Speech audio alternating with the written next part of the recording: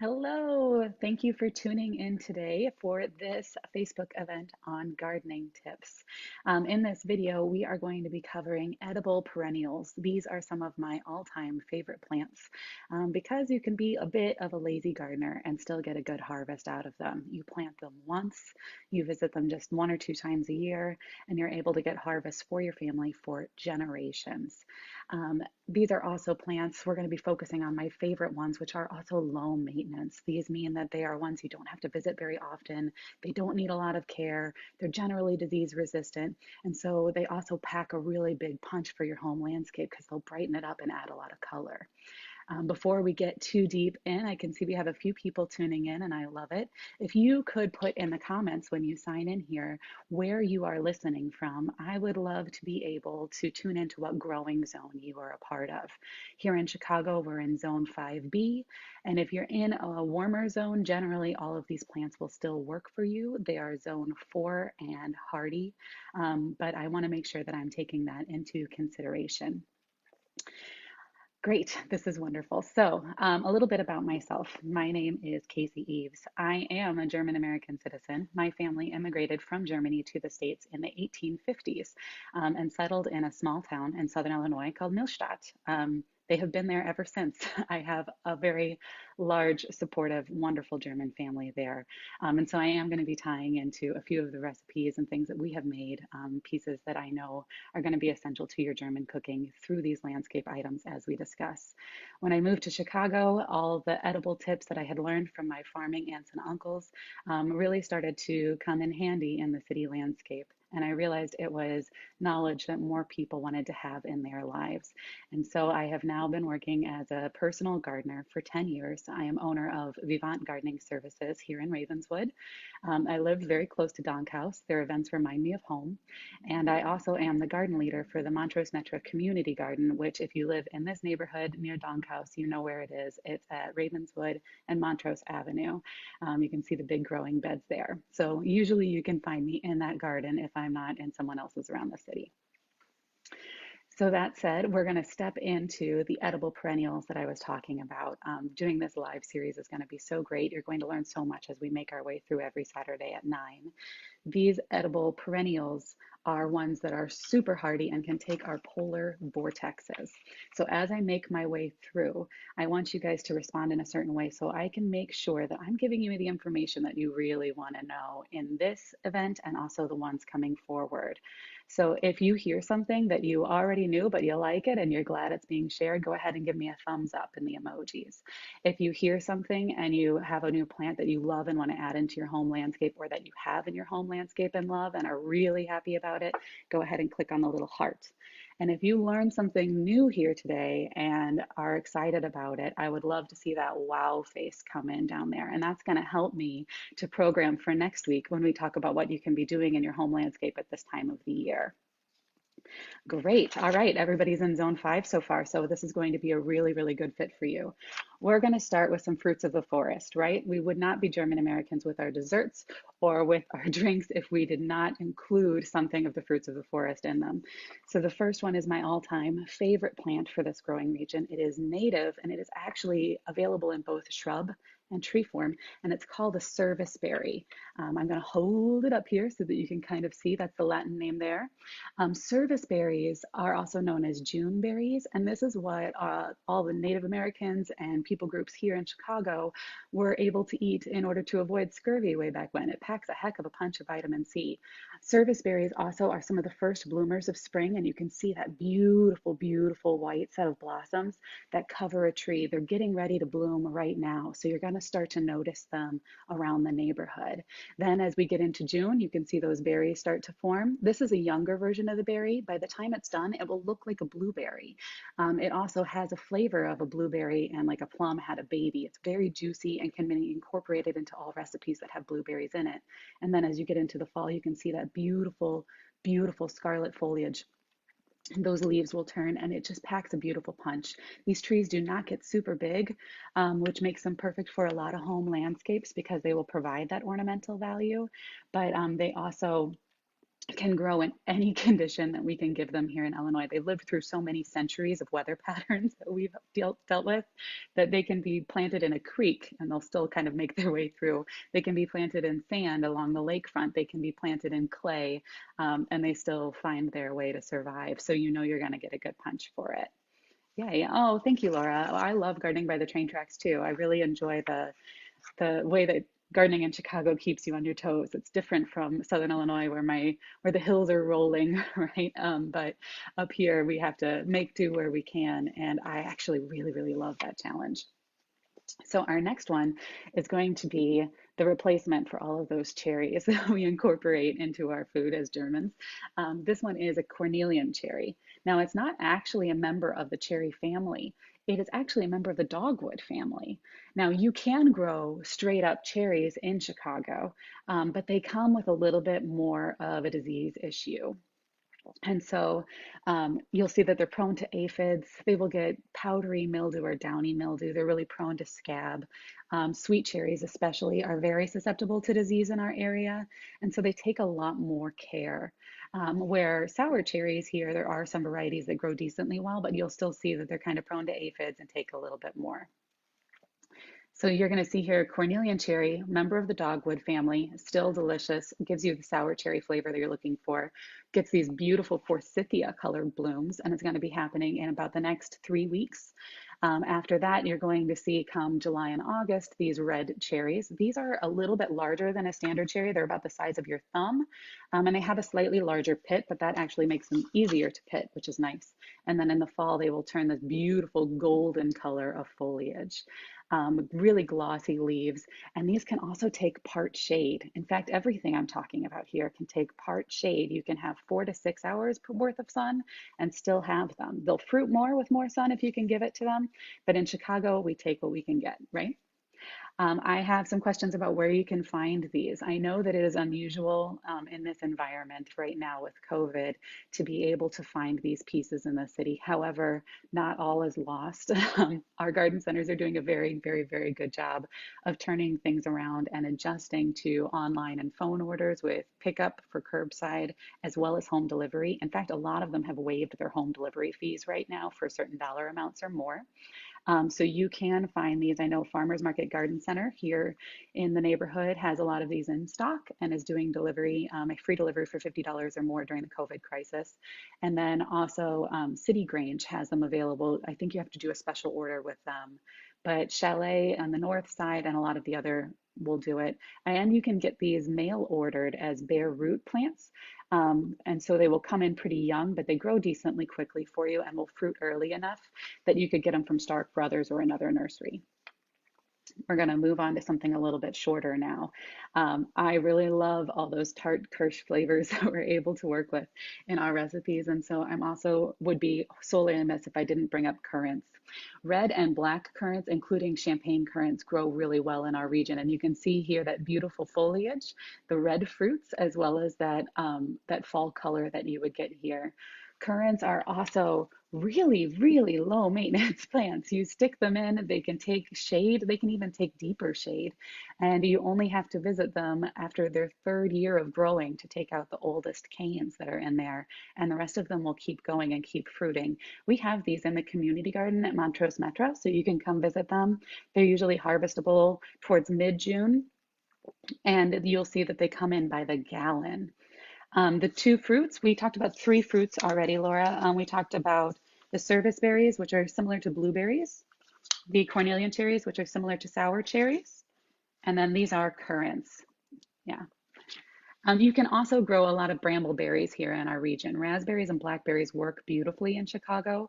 However, you're going to find they're a little bit more high maintenance than these other ones I have mentioned. And it's because they're brambleberries. They come with thorns and they generally want to bramble across your yard or through a forest. So they will continually try to replant themselves. So as long as you're able to put those in a zone where they can be contained, you're going to be good to go. So there's all your fruits of the forest. Let's move on to some alliums. Alliums are some of my favorites to incorporate into a landscape because how can we do any of our cooking without adding in garlic flavors or onion flavors? And so I'm going to talk about some of the easiest ones to maintain perennially. I planted a perennial onion patch a few years ago in order to test all of these out. And so I'm happy to share my favorites. You're going to find walking onions, garlic chives, shallots, and elephant garlic. These are ones that you can plant once and keep going. It's a different approach from a fruit tree. You're not planting this and then going back and harvesting things from above.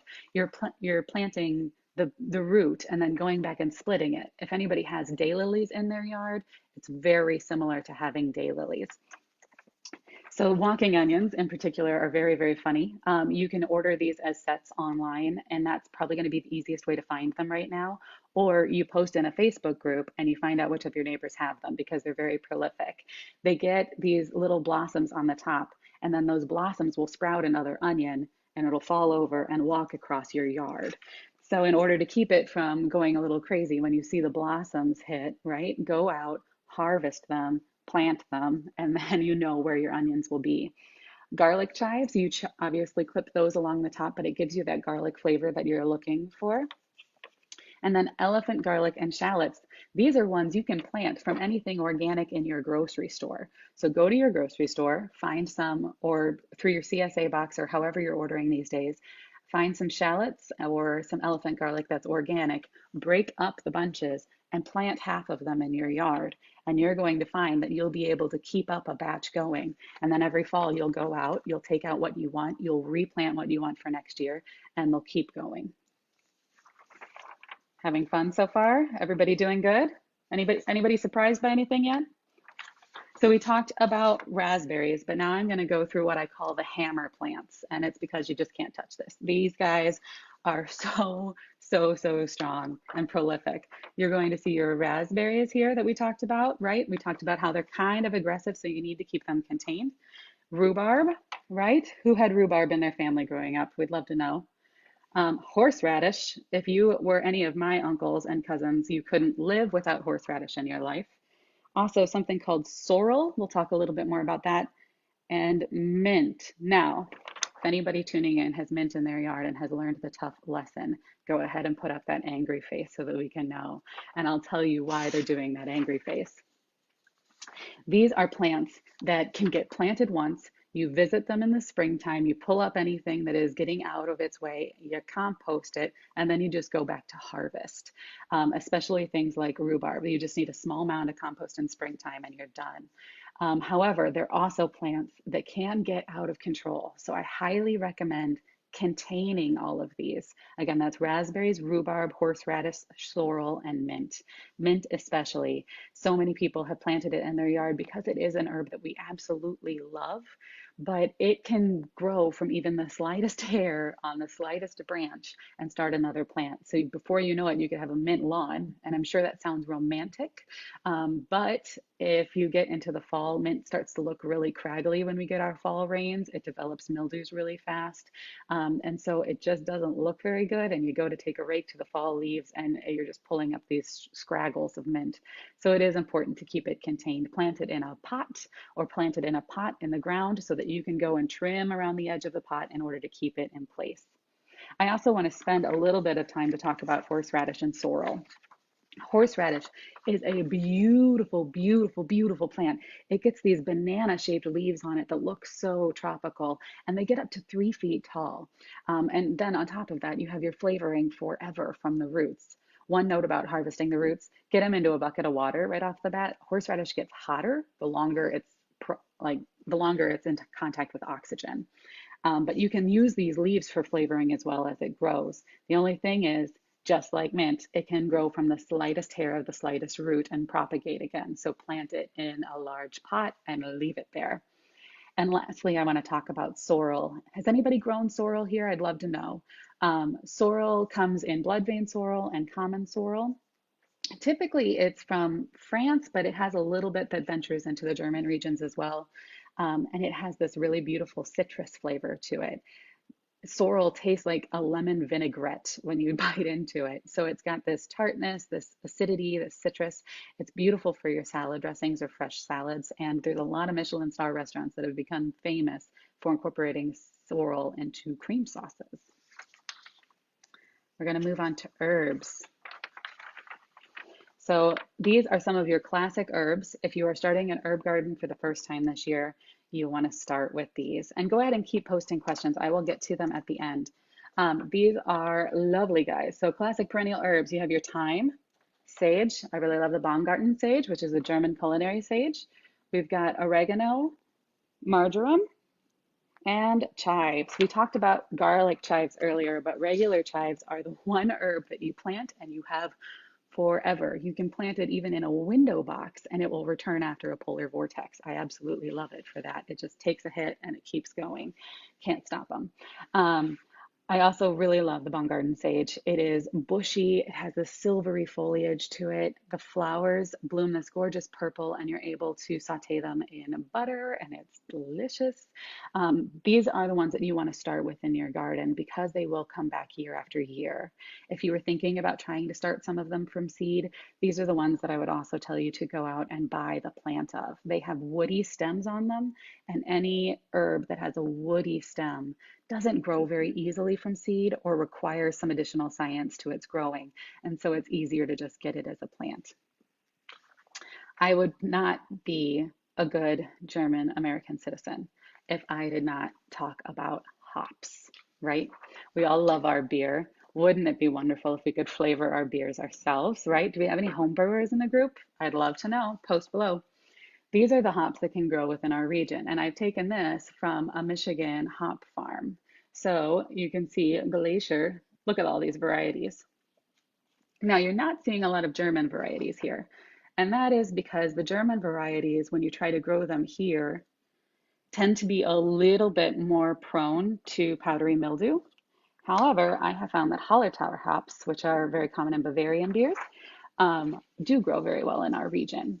When you are growing hops, you need to know that they are very powerful plants and they require trellis and space. So this is something you want to grow up on the side of your house. If you especially have a house that faces south, right? You have all that sun that bakes your house in the summertime. If you plant hops at the base of that house and trellis them up the side, not only will you have your own little piece of your German beer gardens in your backyard, but you will also be able to shade the windows on that side of the house and actually keep your house cooler, which is amazing. In the fall, you need to cut them down. They will start up all over again from the base and keep growing and growing and growing. People actually eat the shoots of the hop plant. They call them hop asparagus. It's really fun.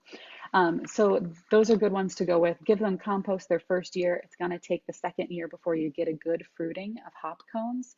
And you're going to find some inconsistency with hops. They're not going to taste the same depending on everything that you have in the ground. So, oh, I see an angry face. Somebody had mint in their yard. Was it mint or horseradish? I'd love to know. Put that in the comments. Hops are going to fruit on their second year, and then you're going to have this gangbuster plant that keeps going, and the base of it is going to keep getting bigger and bigger and bigger. So just make sure you have some space. Does that make sense? Awesome.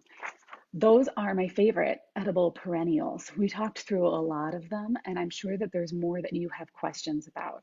So at this point, I want to take a moment and answer a little bit more of what you are looking for in your home gardens for this year. Are you thinking about a specific fruit that you want to plant? I'm happy to help talk you through it. Are you thinking about starting your first edible garden? We can talk more about that. But I will let you know that next Saturday at 9 a.m., we're going to talk about your home landscape and what you can be doing right now so that you can kind of get ahead on all the work for the year. And we're also going to talk the next Saturday at 9 a.m. about starting that edible garden. So we had a question about the fruits, Laura. That was blackberries and brambleberries, currants. We had Cornelian cherries and serviceberries in there. And it looks like everybody here is zone 5. This is so great. You want a screen print. Michelle, tell me which screen print you want, and then I'll also take pictures of these and I'll put them in the Facebook event for you later. I think somebody said, do you eat the leaves? Is this for horseradish, Laura? If so, yes. You can harvest the leaves like lettuce. The thing is you want to chop them really finely and you want to eat them right away because they can get bitter. Varieties of hops that grow well here. Here we go. Are you ready? I'm going to do a pano. Brewer's Gold, Centennial, Chinook, Crystal, Glacier. And then I'm going to come down. I have found that a lot of our most popular, whoop, I'm going to go back so you can see that one. I found that a lot of our most popular hops are actually bittering agent hops like Fuggles and Nugget, and not necessarily IPA hops. However, you can get a lot of that Bavarian flavor from a lot of these as well. I love it. Sorrel. Oh, yes. Sorrel, you eat the leaves. And it actually is a really, really beautiful plant. So, Laura's question is, do you eat the leaves of the sorrel plant?